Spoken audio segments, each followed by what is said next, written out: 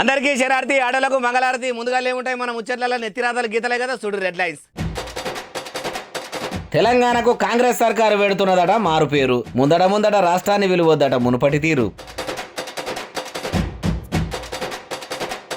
అప్పుడు సాగరకాడ ఆగమాగం చేసిండట జగన్మోహన్ రెడ్డి. ఇప్పుడు దమ్ముంటే రమ్మంటున్నాడు సీఎం రేవంత్ రెడ్డి. బాత్రూంలో వాటర్ లేవని ధర్నాకు దిగినరు లా విద్యార్థులు. ముచ్చటెరకాయ వచ్చి గొర్ర గుంజుకపోయినరు పోలీసులు. ఉగ్రవాదుల తీరుగా చేస్తున్నట కాంగ్రెస్ పార్టీలు దేశంలో ఉండి. మనసులేమనుకుంటున్నాడో మొత్తం బయట పెట్టిండు బండి. సొంత చెల్లకే గౌరవం ఇస్తలేడట ఏపీ ముఖ్యమంత్రి జగనాలు. మీటింగుల మైకులకు వచ్చిండు జనసేన లీడరు పవనాలు. తెలంగాణ రాష్ట్రంలో ఉన్న బోర్డుల మీద ఆఫీసుల బండ్ల మీద టీఎస్ అని రాయరట. తెలంగాణ స్టేట్ అని పిలుచుడు కాంగ్రెస్ సర్కారులకు సుతారం నచ్చతలేదట. ఇక ఇప్పటి సంది కొత్త పేరు పెట్టాలని జాతకాలు చూపెట్టారట. తిథి వారము మూల నక్షత్రం అన్ని చూసినాక అయ్యవార్లు ఏం పేరు పెట్టమన్నారో అరుచుకుందాం పరి. మంత్రులందరినీ పిలుచుకొని ముఖ్యమంత్రి Revanth Reddy sir cabinet meeting పెడితే పాత సర్కారులో ఉన్న టీఎస్ అనే పదం సక్కగా లేదు, పేరు మార్చాలంటే మరి ఏం పేరు పెడదామని ఒకటే తీరుగా ఒక్కరు అరుచుకొని టీఎస్ అంటే తెలంగాణ స్టేట్ కదా అది మంచిగా లేదు, టీజీ అంటే తెలంగాణ కదా టీజీ అని పెడదాం మంచిగా ఉంటది అనుకొచ్చిరట. ఇక టీజీ అంటే కూడా పేరు మంచిగానే ఉన్నది. అసెంబ్లీ సమావేశాలలో ఆనవాయితీగా అదే పేరుకు బారసాల చేద్దాం అనుకొచ్చిండట ముఖ్యమంత్రి సార్ కూడా. ఇక ఇంకో 4 దినాలల్లా టీఎస్ పేరు మార్చిపోయి టీజీ అని కొత్త పేరు అమల్లకు రాబోతున్నది. కాబట్టి బండ్ల నెంబర్ ప్లేట్ల కాన్ నుంచి బ్యాంకుల బోర్డుల దాకా, ప్రభుత్వ ఆఫీసుల కాన్ నుంచి ప్రైవేట్ కార్యాలయాల దాకా అన్నిటిని కూడా టీజీ అని రాయించుకోవాల్సిందేనట.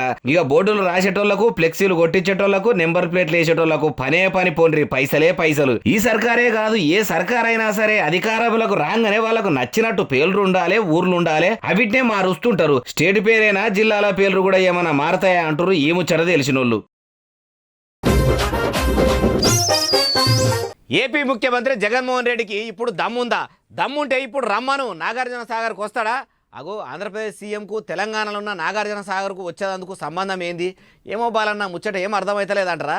అయితే ముఖ్యమంత్రి సార్ మాటలంటే మీకే అర్థమవుతుంది. ఏనుండ్రి అదే కాంగ్రెస్ అధికారంలో ఉన్నప్పుడు వచ్చి చూడమను, ఇవాళ రమ్మను, వచ్చి నాగార్జున సాగర్ మీదకి రమ్మను జగన్మోహన్ రెడ్డిని. ఎన్నికల మోకా చూసుకొని అప్పుడు జగన్మోహన్ రెడ్డి పోలీసులను పెట్టి నాగార్జున సాగర్ లా నానా రచ్చ చేసిండు. అప్పుడంటే పాత సర్కారు ఎట్లంటే అట్లా నడిచింది గాని ఇప్పుడు ఉన్నది ఇందిరామ రాజ్యం కాంగ్రెస్ సర్కారు. నీ కథలేం నడవై దమ్ముంటే నాగార్జున సాగర్ దిక్కు కన్నెత్తి చూడు అన్న తరీకలు అనుకొచ్చిండు. కానీ రాజకీయం లీడర్లు చూడుర్రి ఎప్పుడు ఎవలను ఏమంటారో, ఎప్పటి పంచాది ముంగట వేసుకుంటారో, ఎవరితోని కయ్యాలు పెట్టుకుంటారో ఎప్పటికీ చెప్పలేమంటారు. రాజకీయాల నాయకులు ఒక్కల మీద ఒక్కలు ఎత్తి 7 దోషుల మన్ను గుమ్మరించుకుంటే చూసినోళ్ళు.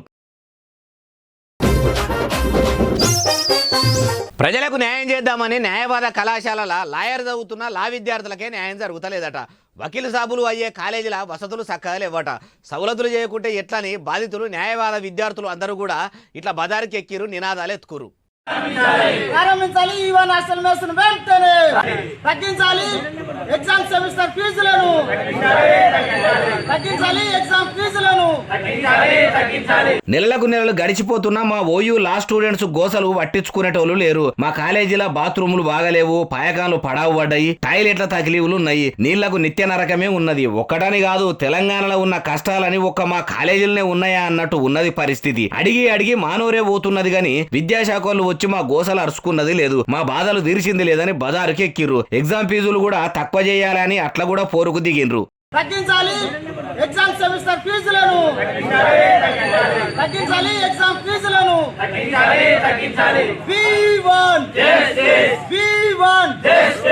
కాబోయే న్యాయవాదులైన మాకు న్యాయం కావాలంటే మీకు మేము న్యాయం చేపిస్తామని రక్షక భటులు రంగంలకు దిగిర్రు. ఇట్లా గొర్రను కదా గొర్ర గుంజుకపోయినట్టు ఒకటే తిరుగా గొర్ర గుంజుకపోయిర్రు. ఓ రేవంత్ రెడ్డి సారు మీ దగ్గరనే విద్యాశాఖ ఉన్నది కాబట్టి విద్యార్థులకు న్యాయం చేయాలంటారు ఈ ముచ్చట తెలిసినోళ్ళు.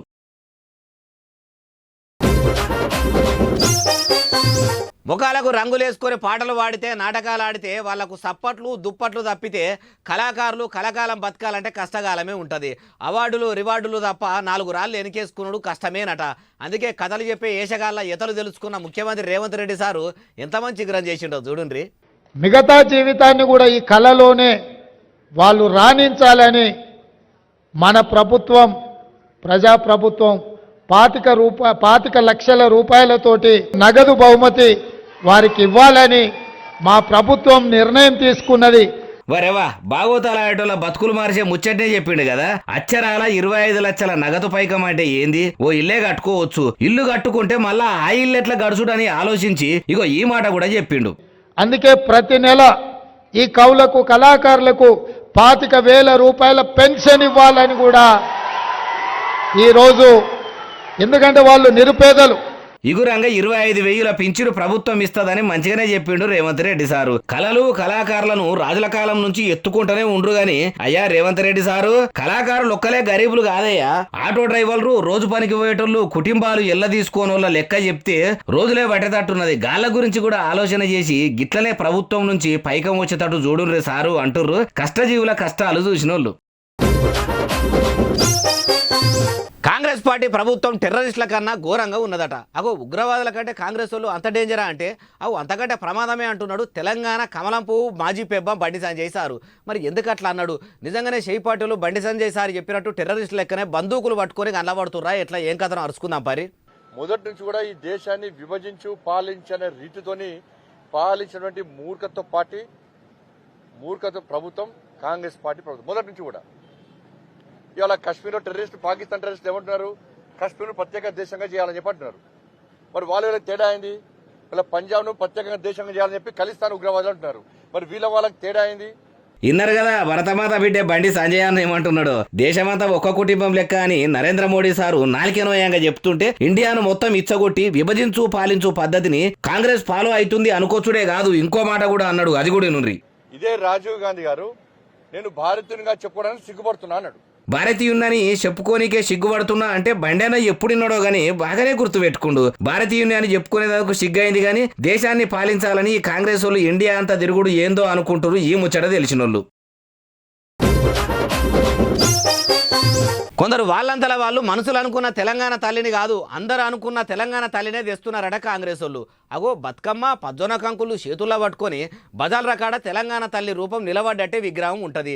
చాలా శౌరస్థల దగ్గర అట్లనే ఉన్నది. ఇప్పుడు మళ్ళా తెలంగాణ తల్లిని మారుస్తున్నారా? అదెట్లా అంటే ఇక పొంగులేటి మాటలే వినాలే మీరు. తెలంగాణ తల్లి అంటే ఎవరినో ఊహించుకునే తెలంగాణ తల్లి కాకుండా తెలంగాణ ప్రజల మనసులో ఉన్న ఏదైతే వారి రూపాన్ని ఏదైతే ఉందో ప్రజల అభిప్రాయాలకు అనుగుణమైన తెలంగాణ తల్లిని ప్రజల అభిప్రాయాలకు అనుగుణంగా తీసుకోవడం జరుగుతుంది. ఇన్నొద్దులు ఊహించుకున్న ఉత్తుత్త తెలంగాణ తల్లికే ఇప్పుడు మనం చౌరస్తాల్లో తెలంగాణ తల్లిగా చూస్తున్న రూపమాట. ఆ రూపాన్ని రూపమాపి అసలైతే తెలంగాణ తల్లిని అచ్చుగుద్దినట్టు దించిపిచ్చి విగ్రహాలు చేయించి వీధి వీధికి వాడవాడకు పెడతారు కావచ్చు. మరి తెలంగాణ అంటేనే బతుకమ్మనాయే. కానీ చేపాటోలు తెస్తున్న తెలంగాణ తల్లి రూపం ఎట్లుంటదంటే రాష్ట్రాన్ని ఇచ్చిన సోనియమ్మ రూపాన్ని పెడతారా, లేకుంటే వాళ్ళ అత్త ఇందిరమ్మ బొమ్మను పెడతారు కావచ్చు అంటున్నారు ఈ ముచ్చట తెలిసినోళ్ళు. ఏమో పో, ప్రభుత్వాలు మారుడేమో గాని వాళ్లకు నచ్చిన తరీకల తెలంగాణ తల్లిని బొమ్మను చేసి ప్రజలకు కండ్ల ముంగట్టే బొమ్మను చూపెడుతుండ్రు అంటారు ఈ ముచ్చట తెలిసినోళ్ళు. ఆడళ్లకు అసలే గౌరవం ఇయ్యాడట ఆంధ్రప్రదేశ్ ముఖ్యమంత్రి జగన్మోహన్ రెడ్డి సారు. అగో మహిళల కోసం మంచి మంచి పథకాలు పెట్టినా అని మైకు ముంగట చెప్తాడు. నా అక్కలు నా చెల్లెళ్ళు అని స్పీచ్లో దంచుతుంటాడు. అటువంటిది జగనాలు ఆడళ్లకు మర్యాద ఇయ్యకపోవడు ఏంది అంటారా? అయితే మీరు జననేత పవనాలు ప్రసంగం వినవలసిందే. సొంత చెల్లెల్ని షర్మిల గారిని అత్యంత నీచంగా మాట్లాడుతూ ఉంటే ఎంకరేజ్ చేసే వ్యక్తి అతను. పాపం సొంత చెల్లెలి గౌరవం ఇవ్వని వ్యక్తి ఈ రాష్ట్ర ముఖ్యమంత్రి. సొంత చెల్లెలు తోబుట్టు, సొంత చెల్లికి గౌరవం ఇవ్వని వాడు మన ఇంట్లో ఆడపడుచులకి, మన తల్లికి, మన ఇంట్లో ఆడపడుచులకి గౌరవం ఇస్తాడని నేను అనుకోను, ఆశించను కూడా. ఇన్నరా తోడబుట్టిన చెల్లె షర్మిలకే మర్యాద ఇయ్యని ముఖ్యమంత్రి ఆంధ్రప్రదేశ్లో ఉన్న ఆడోళ్ళందరికీ గౌరవం ఇస్తాడంటే నేనైతే నమ్మ అని అనుకోవచ్చుండు. ముచ్చటగా ఇడుపుగాయిదాలు ఇచ్చుకుంటా 3 పెళ్లిళ్ళు చేసుకున్న చిరంజీవి చిన్న తమ్ముడు పవనాలు. అవు పవన్ సార్ చెప్పింది కూడా జర్రత వాజీవే అనిపిస్తున్నది. తోడబుట్టిన ఆడబిడ్డను కూడా తోడేలు లెక్క చూస్తున్నాడంటే జగనాలు సార్ నిజంగా జనాలున్న ఆడోళ్లను గౌరవిస్తున్నట్ట, రాజకీయం కోసం డ్రామా ఆడుతున్నట్ట అంటారు ఈ ముచ్చట తెలిసిన జనాలు.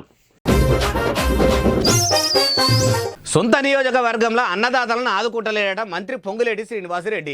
నెల దినాల సంధి నెత్తిన నోరు పెట్టుకొని మొత్తుకున్నా గానీ రైతన్నల రందులు పట్టించుకుంటలేడట. తన ఇలాకాలో ఉన్న శ్రమజీవులను శ్రీనివాసరెడ్డి సారు పట్టించుకోకపోవడు ఏంది? కార్మికులను దేవుళ్ళ లెక్క చూసే సార్ను కావాలనే బదనాం చేస్తుర్రా? ఏది మనమే ఆడదాకా పోతే కానీ తెలియదు ముచ్చట. పోదాం పారి. మేము ఏమంటున్నాం అంటే ఒక్క 1 మంత్ నెల అయితే అన్ని పొట్ట తీసిలే ఉన్నాయి పొలాలు. 15 రోజులకు ఒకసారి తడి ఇచ్చినా గానీ నెల రోజుల్లో 3 తళ్ళు 3 తాళ్ళు ఇస్తే పంటలు వేయబడతాయి. అరే పంచదంతా పాలేరు కాలువకాన్నే ఉన్నట్టున్నది కదా.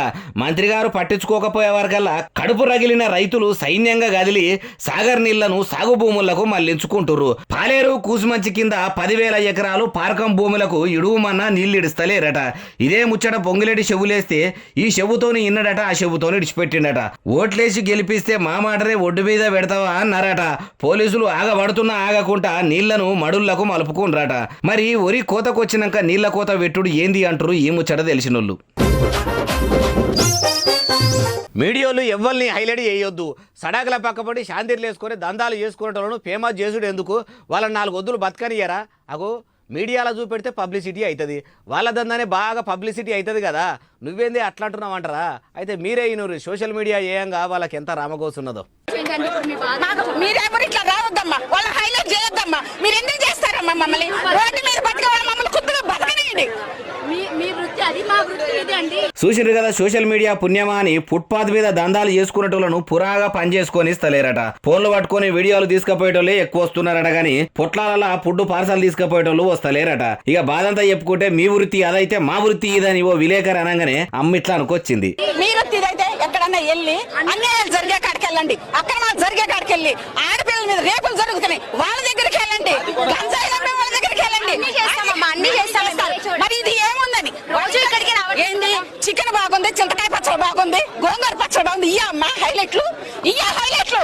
ఈ అమ్మకు తెలిసిన జర్నలిజము జనంలో మైకులు పట్టుకొని జర్నలిస్టుల అని తిరుగుతున్న కొందరు సోషల్ మీడియాలకు మాత్రం తెలియకపోవట్టే. అవు తొక్కు బాగుంది, ముక్కు బాగుంది, ఇవి కాదు హైలైట్ చేసేటి. మీకు దమ్ము ధైర్యం ఉంటే ప్రజలను పీడించే అధికారులు పాలకుల అక్రమాలు బయట పెట్టుండ్రి, అప్పుడు అసలైన జర్నలిస్టులు అనిపించుకుంటారు అంటుర్రు. అసలైన జర్నలిస్టులు అడి దిక్కు పోకుండా ఉంటే చూసినోళ్ళు. నీళ్ల కోసం ఒక ఆడబిడ్డే బిందె పట్టుకొని రోడ్డు మీదకి రావద్దు. నల్లాలు దింపితే నీళ్లు ఇంట్లోనే పొంగి పొరలాలని లీడర్లు అడ్డం పొడుగు దొడ్డు మాటలు చెప్తుంటారు కానీ ఊర్లలో పోయి చూస్తే మాత్రం ట్యాంకర్ల కాడ ప్రజలు లైన్లు కట్టి పట్టుకోవాల్సిన పరిస్థితి దాపురించిందట. ఇగో నీళ్ల కోసం ఎంత తండ్లాటున్నదో చూడండి.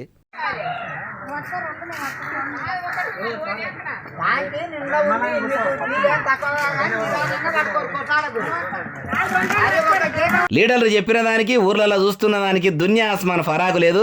నల్లాలు ఫిట్టింగ్ చేసిండ్రో లేదో, ఒకవేళ పిడి చేసినా వీటిలకు నీళ్లు అందుతున్నాయో లేదో గాని అమలక్కలు ఆడోళ్ళు మొగోళ్ళు చిన్నోళ్ళు పెద్దోళ్ళు అని ఓర్పాటు లేకుండా ఓపికతోని ఇంటి ముంగటికి వచ్చిన ట్యాంకర్ కాడ నీళ్లు పట్టుకొని పోతుర్రు. ఎండాకాలం రాకముందే ఇట్లున్నదంటే ఇంకా అసలు ఎండలు ముదిరినాక ఎట్లా? ఆ ట్యాంకర్లన్న నీళ్లను తెస్తాయా లేకుంటే దూపతోని చచ్చిపోవుడేనా? మరి ఇంత నీళ్ల కరువు వేడున్నదంటే నాగర్ కర్నూలు జిల్లాల ఓ ఊళ్ళేనట. ఈ ఒక్క ఊరే కాదు, చాలా ఊర్లలో ఇట్లనే ఉన్నదట.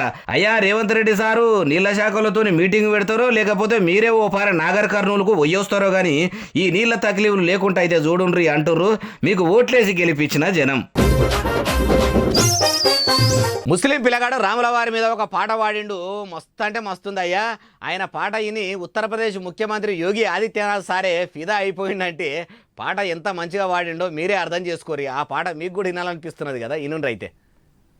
हर्षित माहि करत मन मोही, राम प्रभु सुख नाम ही होई, एहि विधि करहुए सुख ही अनंता, हर मुश्किल टल जाए संता, राम सिया राम जय जय राम. వరేవా ఏమన్నా వాడిండా? సంగీత సరిగమలు నేర్చుకున్న గాయకులు కూడా రాముల వారి పాటను ఇంత రామసక్కదనంగా రాగమెత్తి పాడరు కావచ్చు. చూసినరా కొందరు ముస్లింలకు భక్తి ఉండదు అంటారు గాని ఎందుకు ఉండదు? వాళ్ళు కూడా ఇగో ఇట్లా పాటలు పాడి భక్తి ఉన్నదని రూబడిస్తారంటారు. కొందరు మతాల మంటలు పెడుతుంటే ఇసొంటోళ్ళ చూసినోళ్ళు. మొన్ననే కాదు గ్యాస్ బుడ్డిలా గ్యాసుకు బదులు నీళ్లు నింపి ఇచ్చినని ఓ బుడ్డిని చూపెట్టింది. ఆ ముచ్చట మరవక ముందే మళ్ళీ సిలిండర్రా వాటర్ వెళ్తున్నాయట. బుడ్డి బాధితుడు సడక్ మీద సిలిండర్ పండబెట్టి బొట్టు నీళ్లు ఒడుస్తుంటే బాధ చెప్పుకుంటుండు. మరి గ్యాస్ కంపెనీ నుంచే నీళ్లు వచ్చినాయా, నడమల వలన కలిపిర్రా ఏమో అరుచుకుందాం పారి.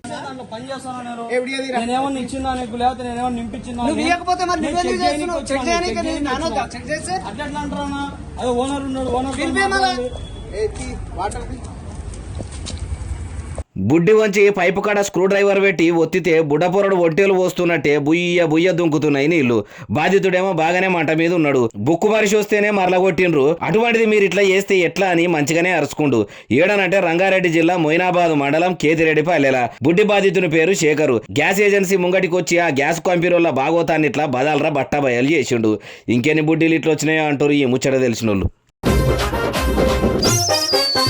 ఇగో ఇవి నేను తెచ్చిన ముచ్చట్లు ఎట్టున్నాయి అస్సలు నేలే మళ్ళా తెస్తానే ఉంటా. మీరు మాత్రం చూస్తూనే ఉండాలి. మన SSC డిజిటల్ కూడా బాగానే సబ్స్క్రైబ్ చేస్తారు. ఉంటా మరి. సెలవు, శనార్థి, దండం, పబ్బతి ఇంకేమైనా ఉంటే అన్ని.